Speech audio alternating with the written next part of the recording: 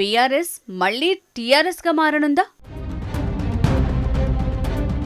గులాబీ క్యాడర్ అంతా టీఆర్ఎస్నే కోరుకుంటోందా?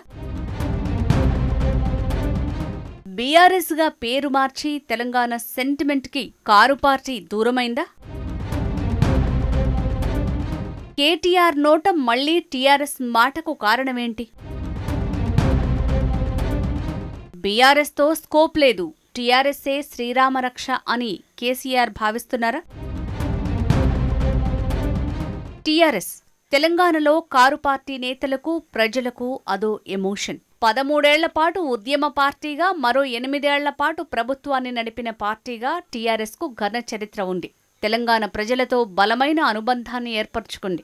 నీళ్లు, నిధులు, నియామకాల సెంటిమెంట్తో స్వరాష్ట్ర సాధనకు 2001 ఏప్రిల్ 27న టీఆర్ఎస్ను స్థాపించారు కేసీఆర్. ఈ ప్రయాణంలో ఎన్నో ఆటుపోట్లు ఎదురైనా టీఆర్ఎస్ జెండానే నమ్ముకున్నారు.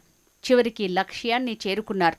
స్వరాష్ట్ర కల సాకారం తర్వాత ఉద్యమ పార్టీ కాస్త రాజకీయ పార్టీగా మారింది. టీఆర్ఎస్ పేరుతోనే ఎన్నికల్లో ప్రజల్లోకి వెళ్లారు కేసీఆర్.